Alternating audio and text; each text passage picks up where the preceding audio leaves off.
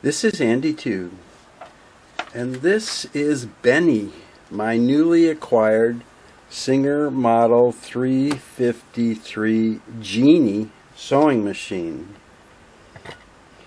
Benny was made in about 1974 in France.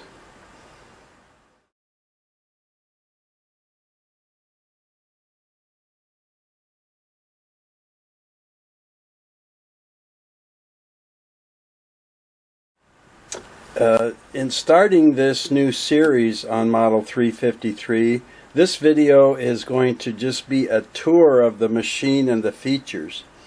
Later I'll be doing videos for people who come searching about the machine, how to wind the bobbin and thread the needle and so forth. And then later I'll be getting into taking the machine apart and adjusting, showing how other things work about the machine. This is my favorite portable Singer sewing machine, this Model 353. Now they made a Model 354 and they added one more of kind of a stretch elastic stitch capability to it. And that factory also made the two same models, 353 and 54, of what I understood, and they were called the Starlet instead of the Genie, and they were sold all over Europe. And any video I've ever put up here, when I look at the geographics of the viewers, there are many in Europe who view those videos. So I think there must be a lot of Starlets over there.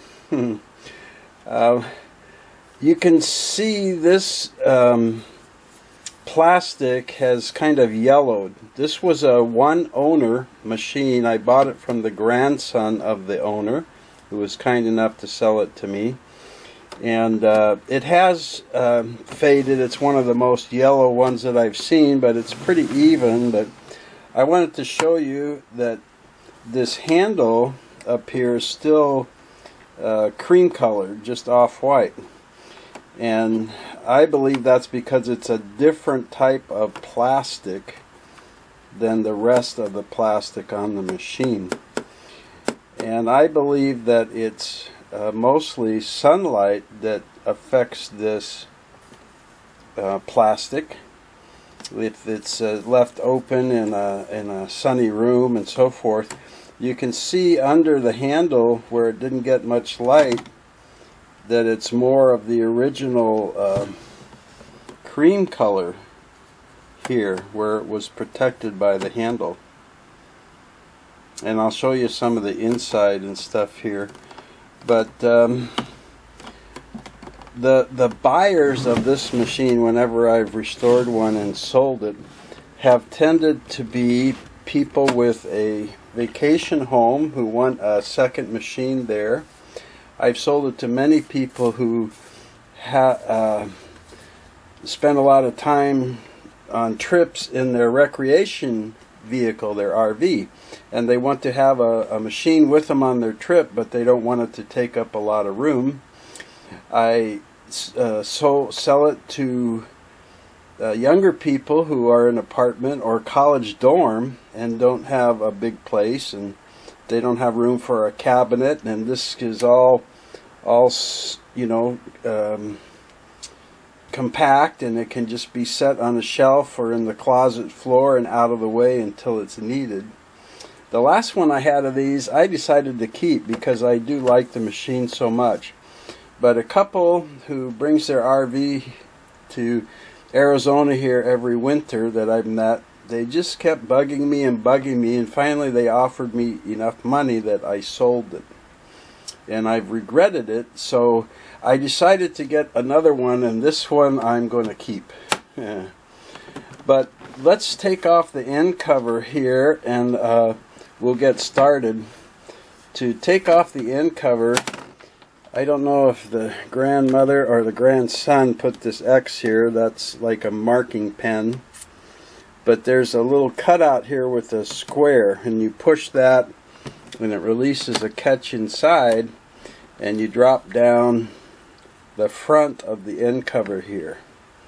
to expose this. And this bright yellow and orange with the flowers is pretty well known around the world for the Genie and Starlet. But once you drop this down, you just slide off the end cover like this. It just comes right off. Okay, and you can see it's not quite as faded inside.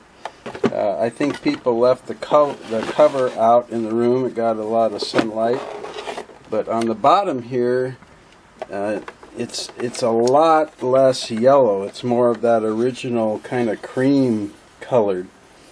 So I think it was just left sitting out like this and got sunlight. Here's that little catch I was talking about right here. It just releases a little lever from out of this hole on the faceplate right there, and that's how you can slide that cover off. And let me show you some of the parts here. I'll move this over and we'll look up top first. This is the bobbin winder tension disc. Seen this on a few Singers. It's a little multi-part with a little spring inside, so when you run the thread through it on the way to the bobbin winder system, it puts the right amount of tension on the thread to give you a nice even wind. This small piece of metal right here is the top thread guide for when you're going to thread the needle. Okay, you don't use this for sewing or threading the needle, only for winding the bobbin. And the other part of the bobbin winding system is up here on the top too. You see the spindle sticking up here, and the auto stop, this little kind of like lever. You can loosen the screw and adjust in and out of the bobbin to set how full you want it to be to automatically stop, or you can swing it out to the right and just manually fill the bobbin to whatever. But you'll notice there's no on-off switch or lever or anything. When they made this machine, they did away with that. Excuse me here, let me get a bobbin. It takes a class 66 bobbin. And they did away with the slide or the bobbin on and off lever, and you just put your bobbin right on the spindle and you just push the bobbin over, and that moves the friction ring or rubber tire onto the back side of the hand wheel to turn the spindle when you wind the bobbin. And the last part of this is one of my favorite little features. It's got this little periscoping spool pin. It just pops up from the inside here, like that. And then you take a felt and slip it over that. And you store the felt in the storage compartment, which I'll show you later. I've always liked that little feature. I thought that was a clever idea. This one, once I get it up, is hard for me to get back down, so it's dirty and needs adjustment. Later in the series, when I have the covers off, I'll show you how that works inside.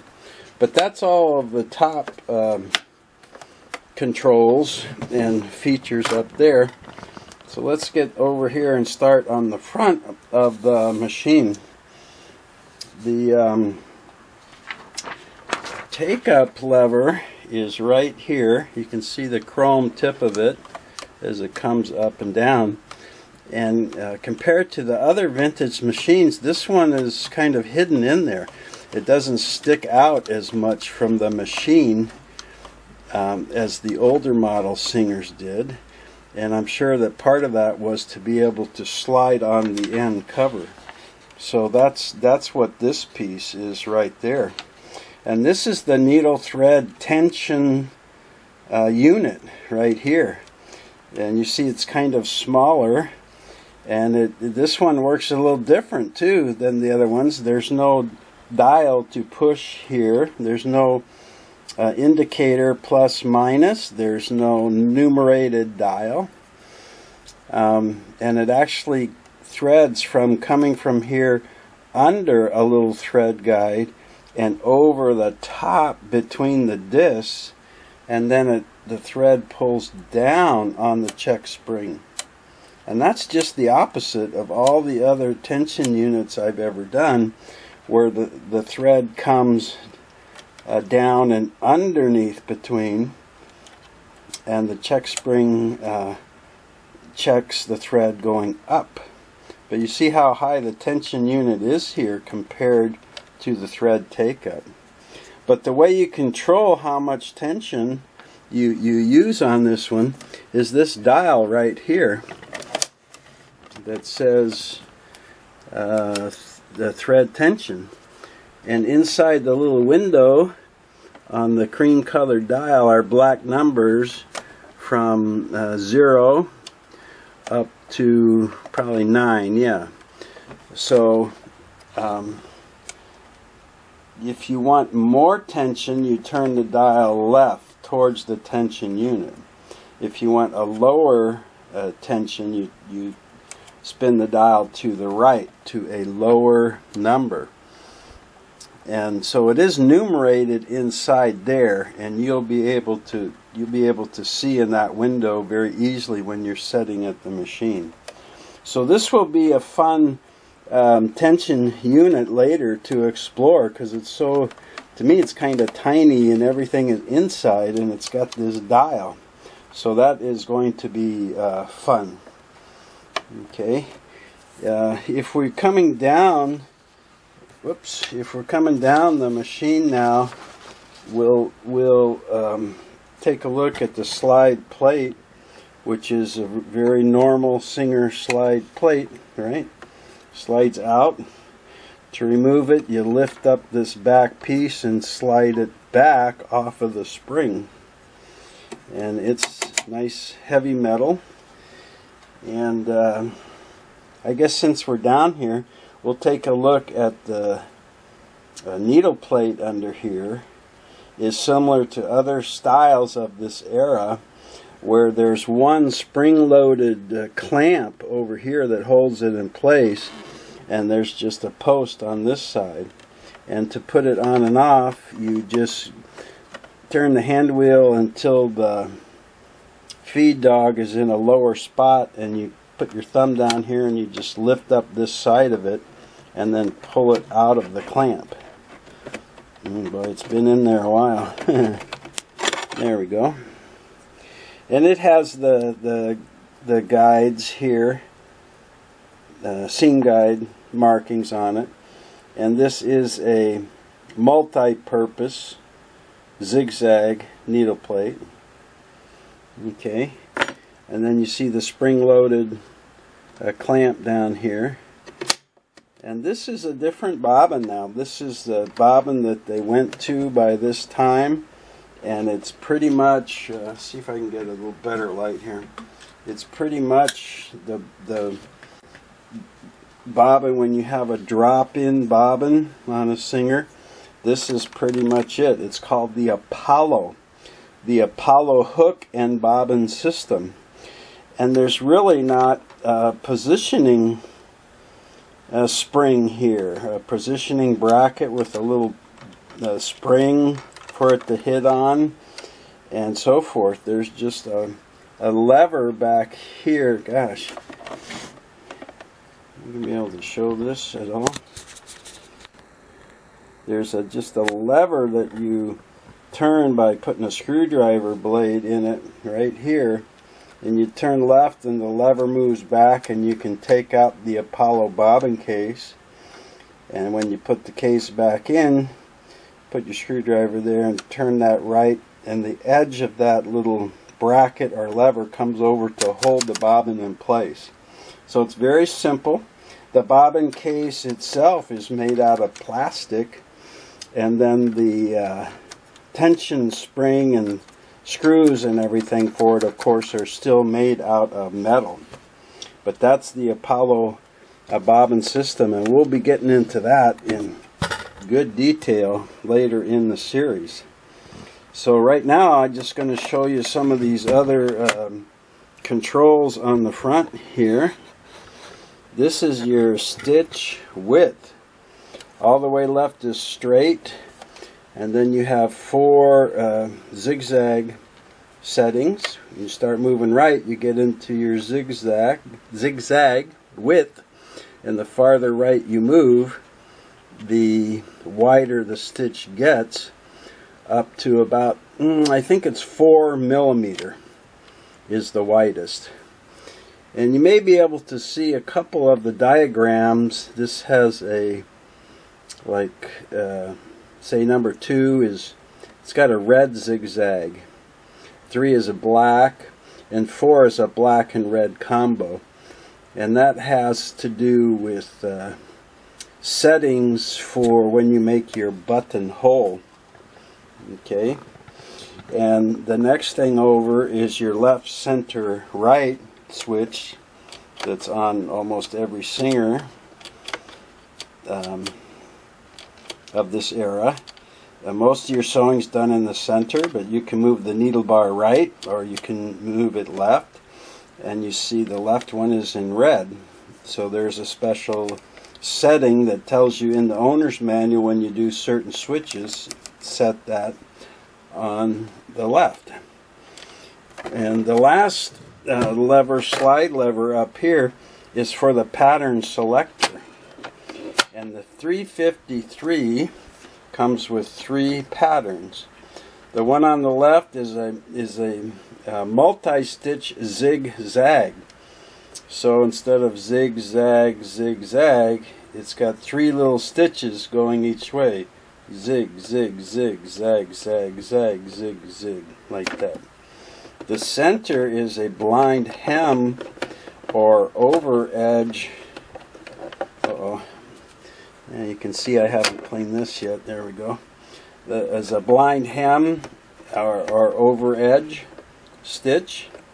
And the one on the far right, the red one, is what we call normal zigzag or regular zigzag. And again, it's red to correspond with the red on the other slides for certain settings. If we come down here now, we're going to see this is your feed length control or stitch length control, and it's just up and down slide like that. That's your longest, 6 stitches per inch, and you can go up into your fine area for satin stitch and buttonhole stitching, monogramming like that, and you can go all the way up, which I believe is going to be 0. Your feed dog is not going to pull or push the fabric. And then this button here is your reverse, and it's a push and hold. It's the only thing I didn't like about the newer machines. On the older machines, when you threw up the lever all the way, it put the machine in reverse, and you could just leave it there and sew in reverse as much as you wanted to. With these newer ones, you have to push and hold something. So this one you push and hold for reverse. You push it in, it puts the feed in reverse, so it's pushing the fabric towards you and sewing in reverse until you let it go. And it's got a spring in there. It works fine. But you'll notice that the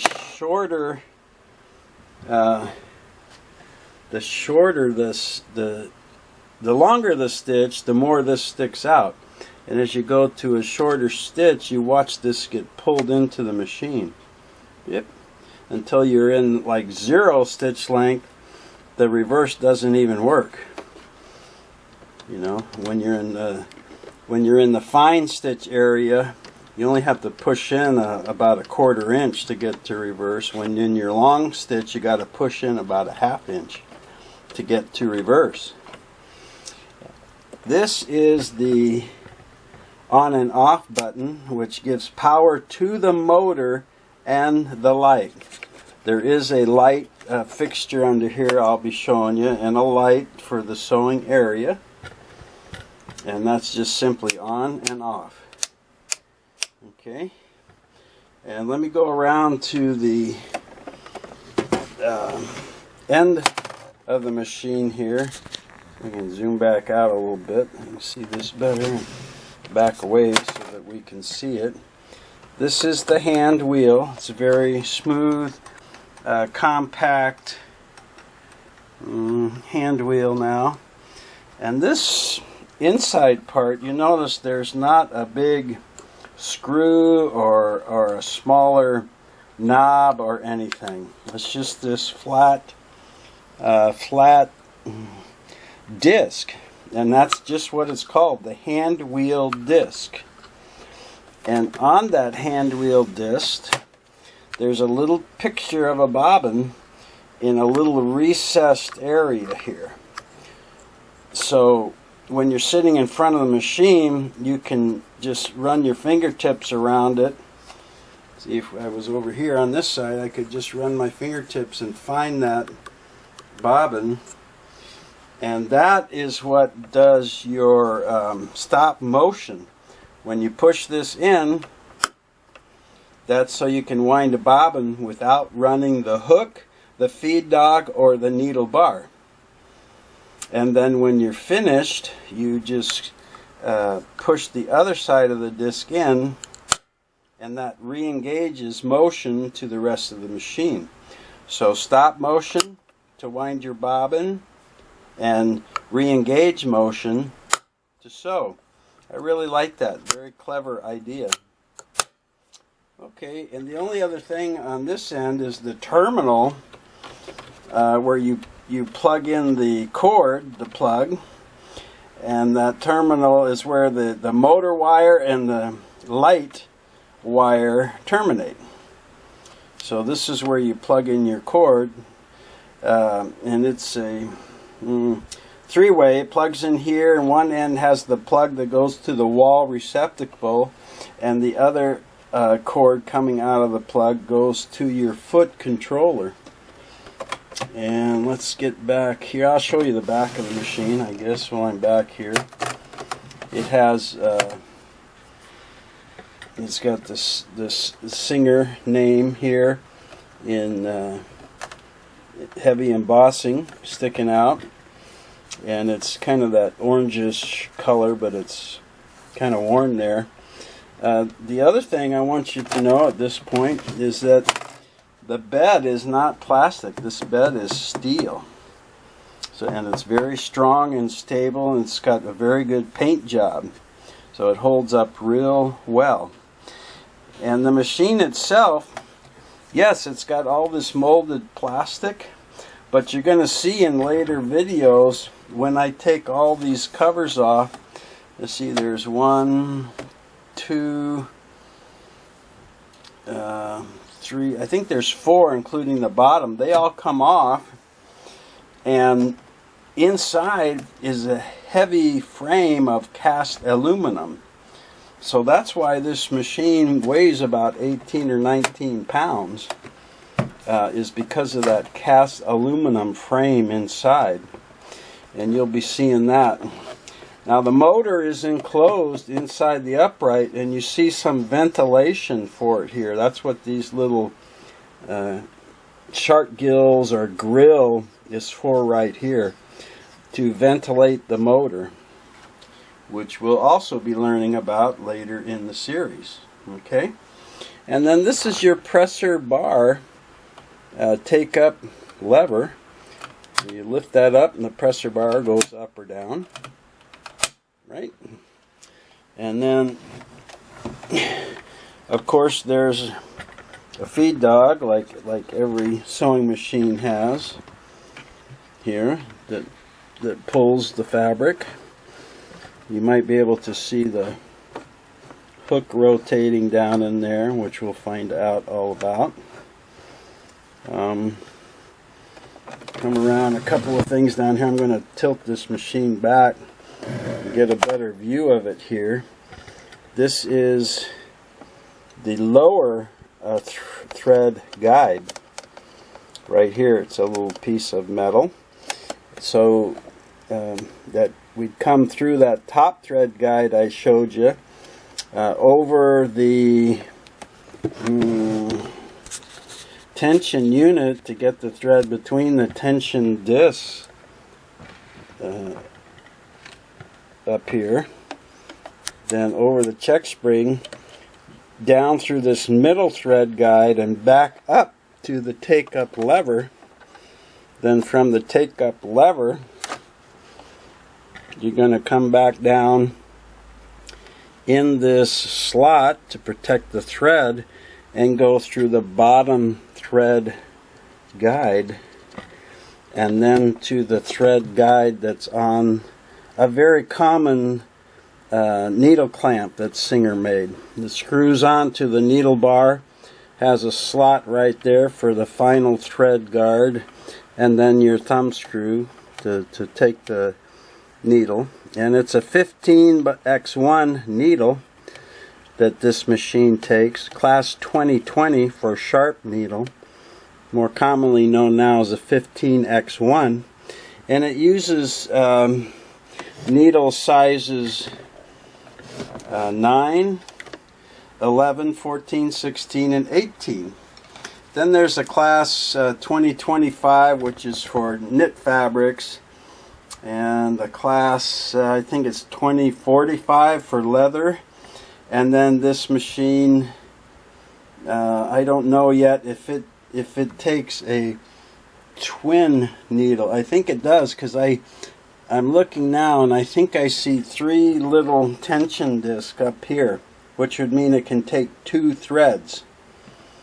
So it'd be interesting to see in the user or instruction manual where you put your second spool of thread, since there's only one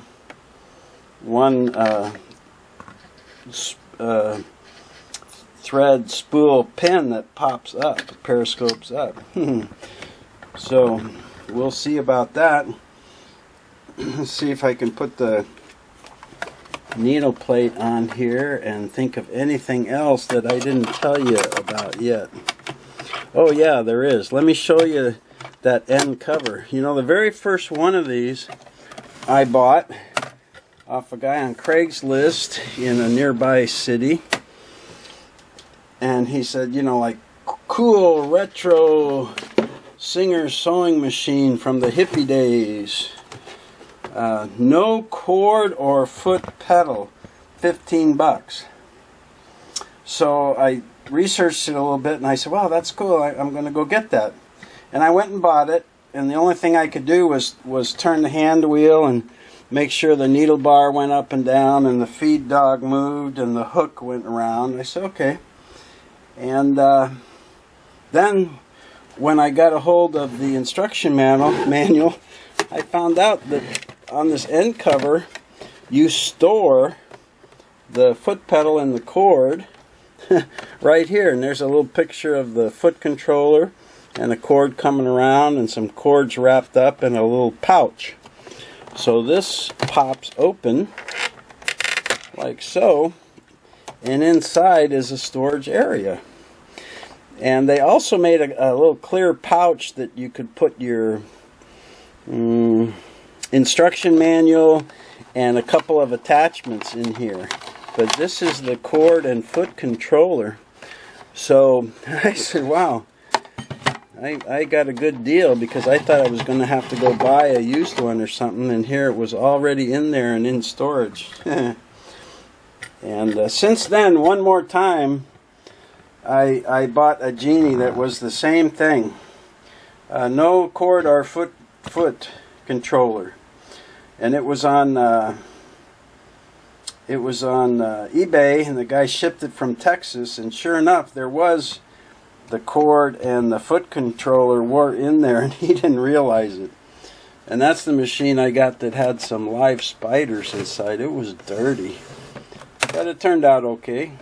So let me just take this 3-way cord I was telling you about over here, and we'll plug it in. This is what the opening looks like. Okay, And the rounded end,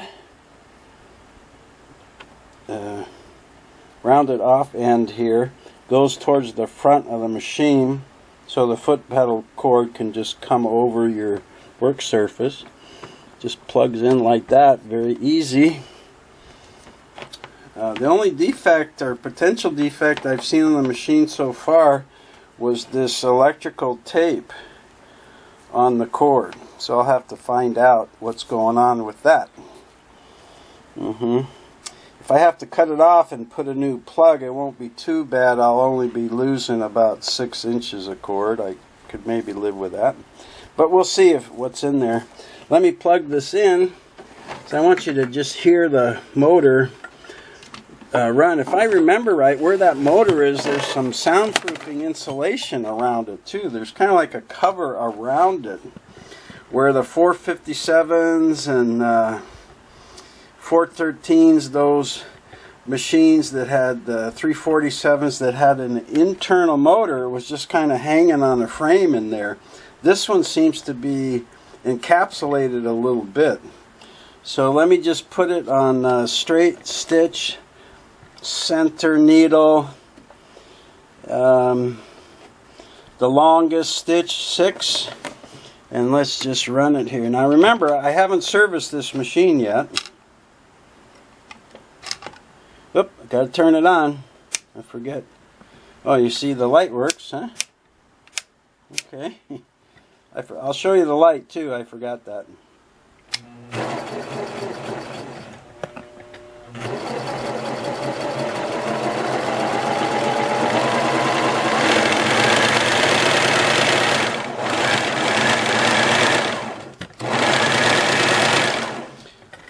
About 900 stitches a minute, or 9 is what they say. Of course, that's always going to be on a short stitch, I think, not the 6 stitches per inch.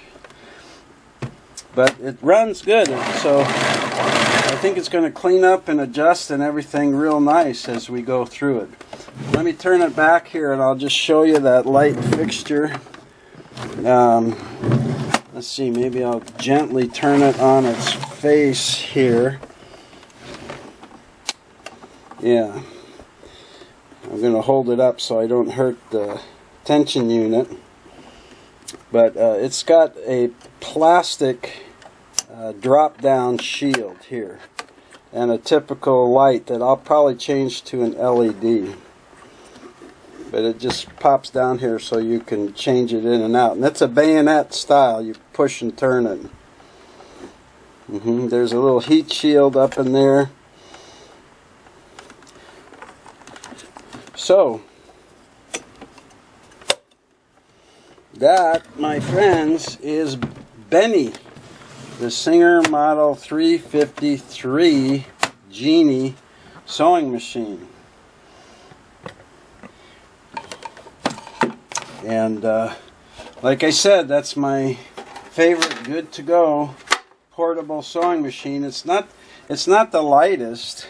I mean, it's about 18 or 19 pounds when everything is inside it and it's all put together.